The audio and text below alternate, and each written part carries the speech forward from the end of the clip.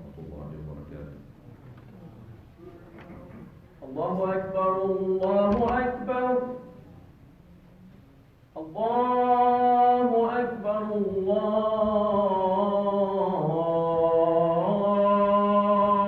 الله أكبر. أشهد أن لا إله إلا الله.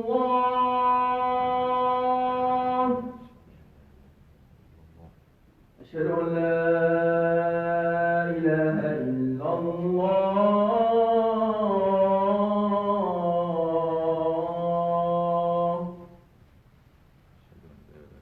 أشهد أن محمدا رسول الله.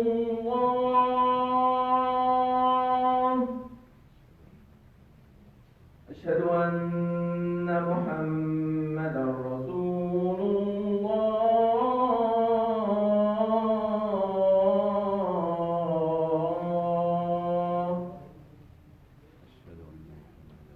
حي على الصلاة.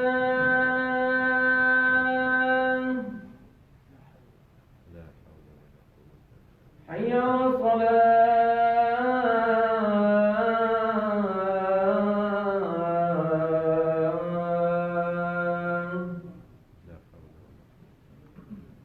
حي على الفلاح.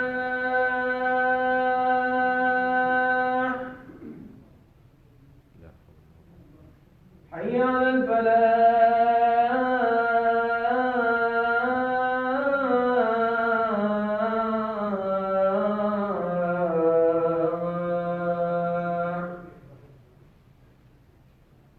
الله أكبر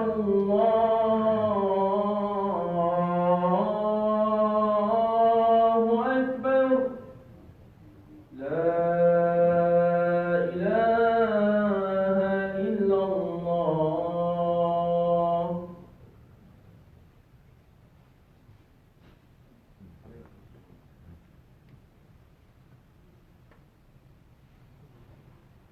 الحمد لله رب العالمين. الحمد لله الذي خلق السماوات والأرض وجعل الظلمات والنور، ثم الذين كفروا بربهم يعدلون. الحمد لله الذي أنزل على عبده الكتاب ولم يجعل له عوجا. الحمد لله الذي له ما في السماوات وما في الأرض، وله الحمد في الآخرة، وهو الحكيم الخبير. الحمد لله فاطر السماوات والأرض، جاعل الملائكة رسلا أولي أجنحة مثنى وثلاث ورباع، يزيد في الخلق ما يشاء، إن الله على كل شيء قدير. وأشهد أن لا إله إلا الله وحده لا شريك له، أرسل رسوله بالهدى ودين الحق ليظهره على الدين كله ولو كره المشركون. اللهم صل وسلم وبارك على سيدنا ونبينا وحبيبنا وقائدنا ومرشدنا وحجتنا وشفيعنا محمد، وعلى آله الطيبين الطاهرين وصحبه أجمعين، ومن تبعهم بإحسان إلى يوم الدين. أما بعد، فإن أصدق الحديث كلام الله، وخير الهدي هدي محمد رسول الله صلى الله عليه وسلم، وشر الأمور محدثاتها، وكل محدثة بدعة، وكل بدعة ضلالة. عباد الله، أوصيكم ونفسي بتقوى الله وطاعته، وأحثكم على التمسك بهدي قرآنه وسنة نبيه. فقد قال الله جل من قائل: أعوذ بالله من الشيطان الرجيم، بسم الله الرحمن الرحيم، يا أيها الذين آمنوا اتقوا الله حق تقاته ولا تموتن إلا وأنتم مسلمون. يا أيها الناس اتقوا ربكم الذي خلقكم من نفس واحدة وخلق منها زوجها وبث منهما رجالا كثيرا ونساء، واتقوا الله الذي تساءلون به والأرحام، إن الله كان عليكم رقيبا.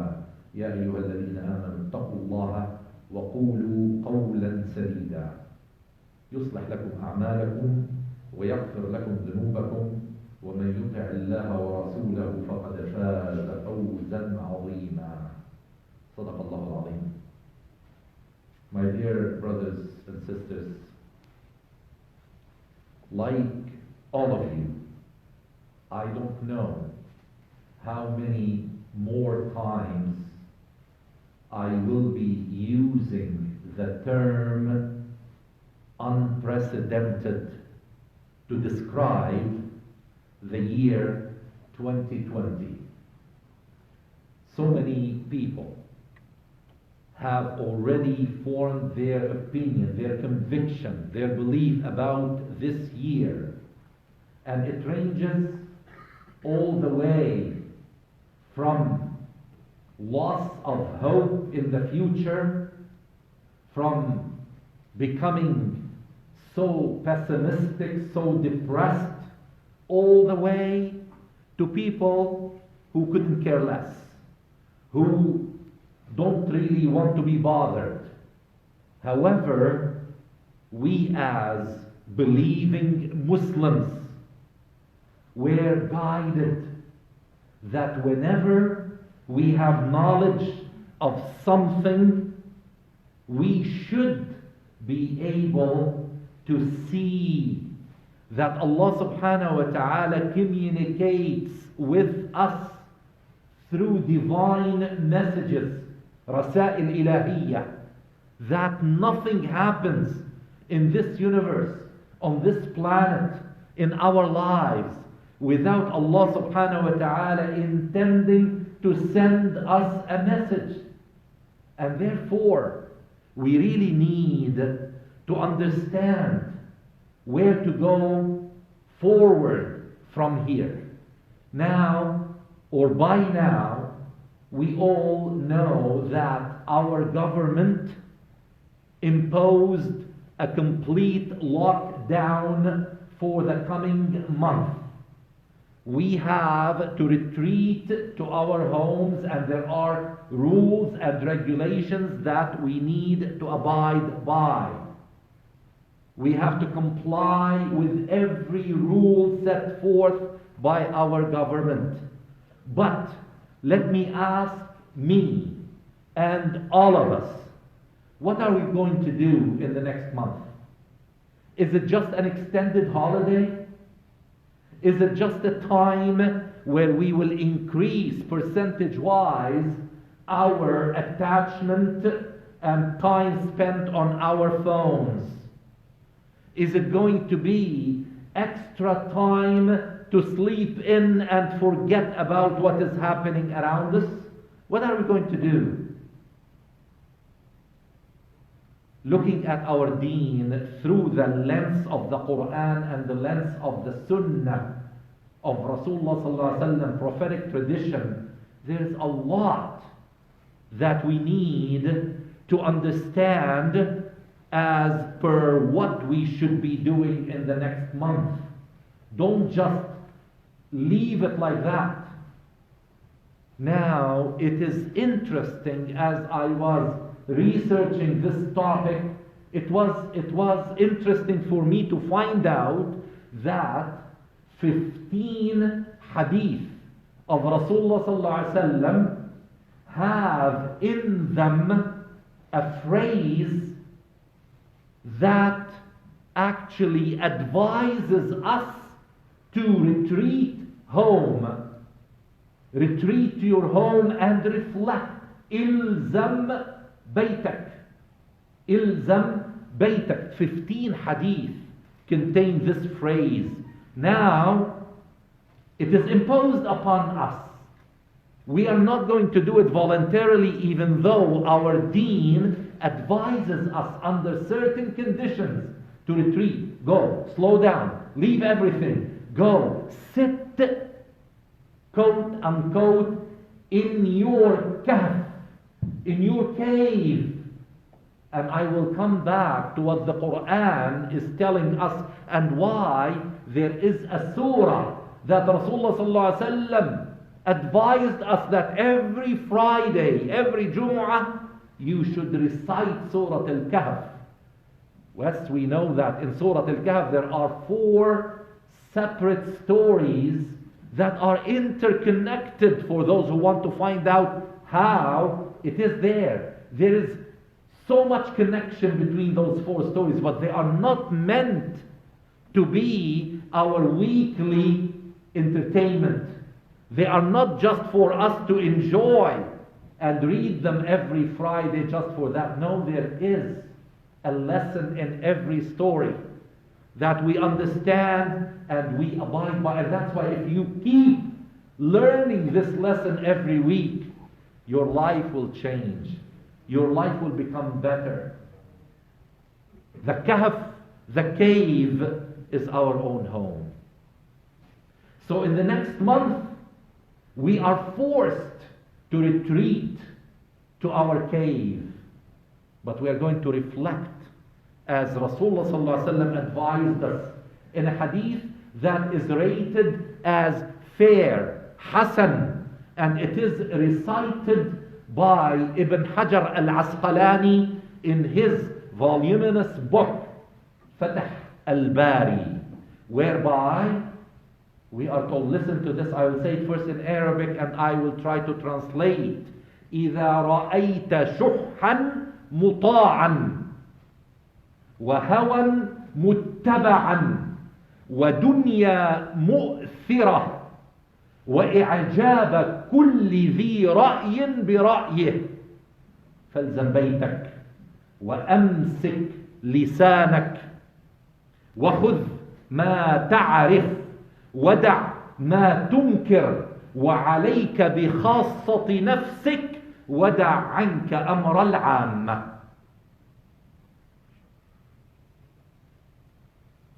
I had to pause to absorb it myself. Prophet Muhammad sallallahu alaihi wasallam, because history comes in cycles. This is the mercy of Allah subhanahu wa ta'ala, that things that happened at the time of Rasulullah sallallahu alaihi wasallam came at the time of the Abbasids, came at the time of the Seljuqis, came at the time of the Ottomans, came at the time of the French and British colonization periods, and it is coming right now, but in different forms and different dynamics. So now, look at this hadith. It says, whenever you feel that everybody around you is stressed about money, small businesses are going to shut. Where am I going to make my money? How am I going to pay my bills? What's going to happen to my children? How am I going to feed them? We are stressed about money. إِذَا رَأَيْتَ شُحًّا مُطَاعًا, that everybody just worries more about the monetary side of the pandemic more than the public health side. There are people who went to the streets and they took off their masks and they said, we don't want to. And they mingled and they defied everything because they wanted the economy, not the health, to be safe. Shuhan muta'an. Everybody succumbs to it, gives into that demand. وَهَوًا مُتَّبَعًا. People like different things and no one can stop them from enjoying what they like. Notice, and I'm not here to just point fingers, that in the essential services that they open first after the lockdown are bars, because people are so much connected to that drink and that mingling and all of the things that are the hawa, that are the things they can't leave, they cannot stop.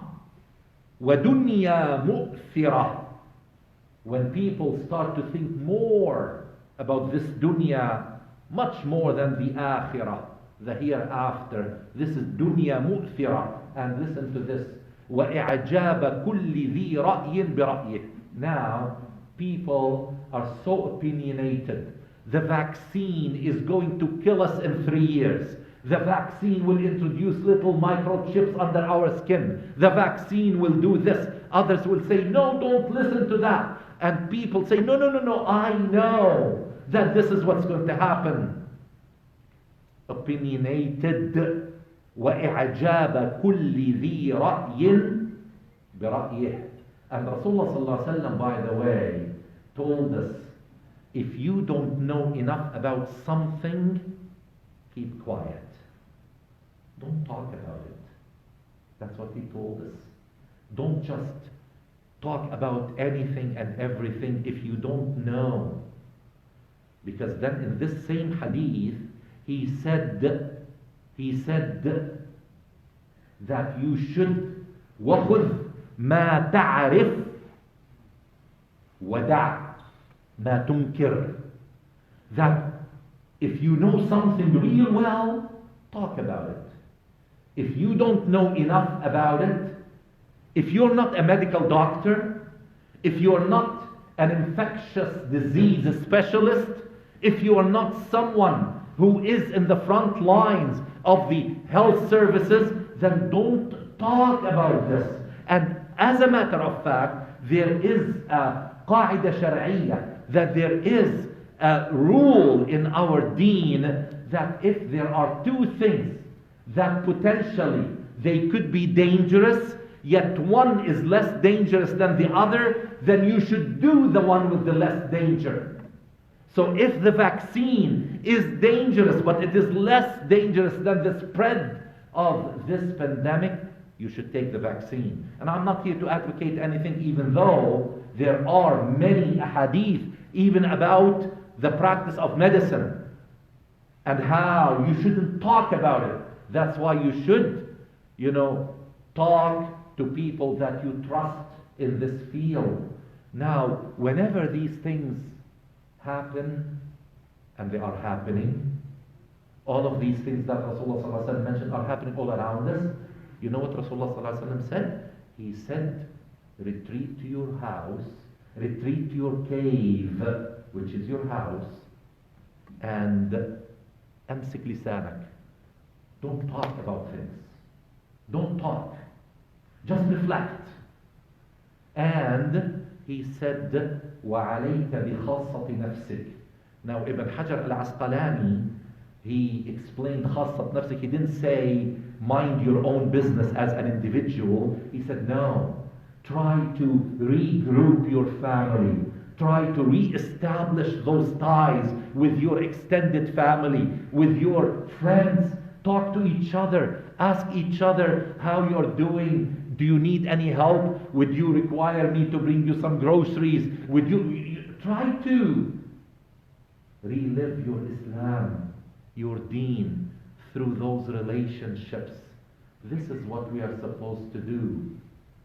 وَدَعْ عَنْكَ أَمْرَ الْعَامَّةِ. Now, if it is an overwhelming issue, that is the pandemic, just worry about your circle. So when you retreat, don't just use it for sleeping in and watching television and staying with your phone. Bring your family. Do what you are supposed to do. This is something that when we read the Quran, where is it in the Quran? Talking about the cave. Allah subhanahu wa ta'ala, again, I told you that when Rasulullah advised us to recite Surah Al-Kahf, don't just recite it like a parrot, but rather try to understand the lesson again. Oh, I didn't know this last week. I know it now this week. Now, أَمْ حَسِبْتَ أَنَّ أَصْحَابَ الْكَهْفِ وَالرَّقِيمِ كَانُوا مِنْ آيَاتِنَا عَجَبًا. Did you really read the story of the people of the cave and you got so surprised? How could that happen? Is it really true? 300 years? 309 years? How could This is not the purpose, again, to entertain you. What about the people of the cave? إِذْ أَوَى الْفِتْيَةُ إِلَى الْكَهْفِ. When they retreated to the cave, away from danger, they asked only for two things. And these two things summarize everything else. إِذْ أَوَى الْفِتْيَةُ إِلَى الْكَهْفِ فَقَالُوا رَبَّنَا آتِنَا مِن لَّدُنْكَ رَحْمَةً وهيئ لنا من أمرنا رشدا. Two things only. They ask Allah subhanahu wa ta'ala for His mercy, and they ask Allah subhanahu wa ta'ala for divine guidance.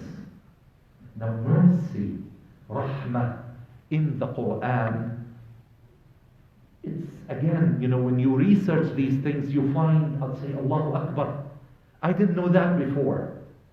Rahmah encompasses a happy family, encompasses a good son or daughter, encompasses a rizq that comes your way without even sometimes working for it, encompasses good relationships with people, encompasses a place within your community that is favorable, encompasses so many good things. All of that is called rahmah. In the Quran, as a matter of fact, there are 200 ayat that talk about rahmah in reference to good things that happen to us. All of that is called rahmah. Rahmah. In Surah Al-Zukhruf, أَهُمْ يَقْسِمُونَ رَحْمَةَ رَبِّكَ. Is it they? Is it those people who really are assigned the duty to divide the mercy of Allah among people? نحن قسمنا بينهم معيشتهم في الحياة الدنيا ورفعنا بعضهم فوق بعض درجات ليتخذ بعضهم بعضا سخريا. In another way, it is recited as سخريا. وَرَحْمَةُ رَبِّكَ خَيْرٌ مِّمَّا يَجْمَعُونَ. Look at this. وَرَحْمَةُ رَبِّكَ. The mercy of Allah is better than anything you may collect, and it will disappear. Therefore, we should always ask Allah subhanahu wa ta'ala, now when we retreat and sit at home, please don't come back on the 29th, and I will tell you why I mentioned the 29th. Inshallah, we'll be back on the 29th. Don't come back the same as we are today. We have an entire month. Allah sent us a message. You know, how many times do you receive mail and you look at it and say, oh no, I received this from my bank all the time, and then you just throw it away. You don't even bother to put it in recycle, or you don't shred it. You don't open it. And then later on, your bank will call you and say, we sent you an important piece of mail. What did you do about this, about that? Say, oops, I didn't open it. Same thing. Allah subhanahu wa ta'ala is sending us. He has been in the year 2020 sending us messages. Are we opening them? Please, when we go back, let us ask Allah subhanahu wa ta'ala for His mercy. Rasulullah sallallahu alaihi wasallam, whenever he used to enter the masjid, he used to say a very short dua. Very short. What did he say? And he taught us to say it. That we should have said it as we enter the masjid. Allahumma aftah li abwaba rahmatik. Very simple.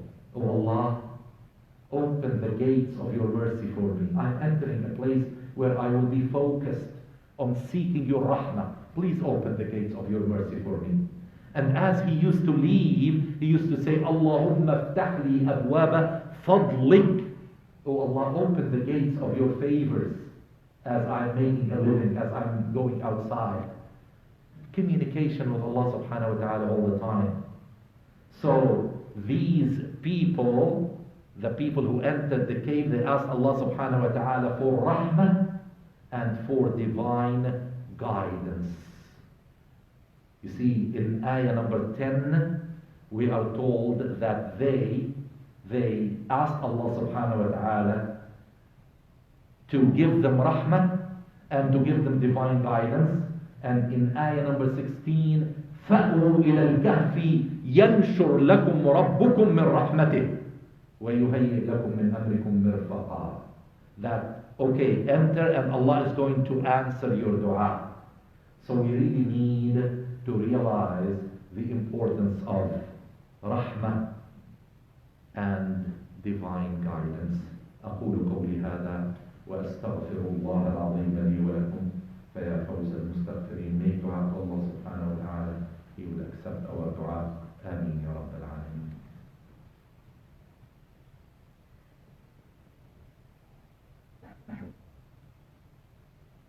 الحمد لله وأشهد أن لا إله إلا الله والصلاة والسلام على رسول الله وعلى آله وصحبه ومن والاه. رب اشرح لي صدري ويسر لي أمري واحلل عقدة من لساني يفقهوا قولي. You know, divine guidance is such a big favor from Allah subhanahu wa ta'ala, because rushd is defined as isabatul haqiqa. This is what the Mufassirin of Quran told us, that rushd is to really hit the heart of the truth. And when you hit the heart of the truth, you will live by that truth. قال هل أتبعك على أن تعلمني مما علمت رشدا. Who's that? Musa alayhi salam. He ran after Al-Abd al-Salih and he said, could you please allow me to just be your company? I want to learn from you. Why? Because I want to find isabat al-haqiqah, the heart of the truth, al-rushd. Now the jinn, you know, when they first heard the Quran, what did they say? قالوا إنا سمعنا قرآنا عجبا يهدي إلى الرشد فآمنا به ولم نشرك بربنا أحدا. They realized that the Quran guides to the truth, and we really need to know the truth in all of this mixture of opinions. Don't be like others. Be wise. Synonymous with be Muslim. Unfortunately today, when you say Muslim, people will say, so what? What do you mean be Muslim? What's so special about Muslim? Actually, on the other hand, they say, look what they are doing. Because we fell in the trap. We fell in the trap. Now, we are even learning other languages to please those that we became friends with. You know what I mean? We just want to impress people who at one time were the enemy. But we just wanted to be friends with them. But Islam teaches us to seek the heart of the truth. Brothers, sisters, the government of Ontario decided for a total lockdown. And as a result, we have to comply with that order. And it is given until the 28th of January, which is a Thursday. So it means that for the next 4 Fridays, we cannot really hold Jumu'ah. And neither the salawat where there is a jama'ah, we cannot. The center will be closed until the 28th, and we will be waiting for further instructions from the government. Insha'Allah, by then we would be able, as they say, that the curve will be flattened and the numbers will start to drop, because now they continue to rise and we have to be very careful. Please, please, they say that people who do not live in the same house should not visit each other. Don't be tempted and say, well, you know, we have a holiday. Please, We have to work in this together to save the future generations. So there will not be any gatherings at the center. Now, the imams of all the Islamic institutions in London agreed to give 2 15-minute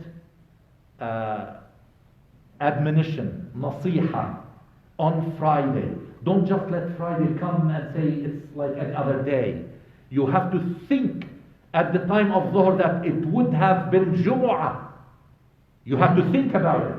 To just let it go like this is not in line with Islamic teachings. So please tune in to a link through the email from the center, and you will listen to 2 imams, one from 1 to 1:15 and one from 1:15 to 1:30. Then you would have prayed Dhuhr, not 2 rak'at, 4 rak'at, and the Sunnah as well, before that time or after, because Dhuhr time is at 12:20, and you could still pray Dhuhr up till about 2:30. So do whatever is, but better to pray it on time. Don't delay it, inshallah.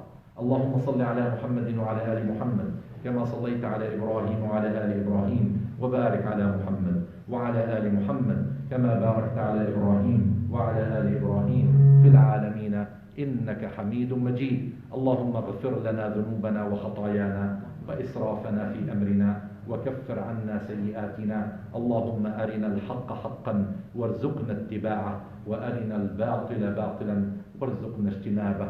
اللهم إن كان هذا الوباء بذنب اقترفناه أو بإثم فعلناه أو بزور قمنا به أو بظلم ظلمناه أو بفرض تركناه أو ببصر تركنا له العنان، فاغفر لنا يا رب العالمين، واقبل توبتنا يا رب العالمين، عاجلا غير آجل برحمتك يا أرحم الراحمين.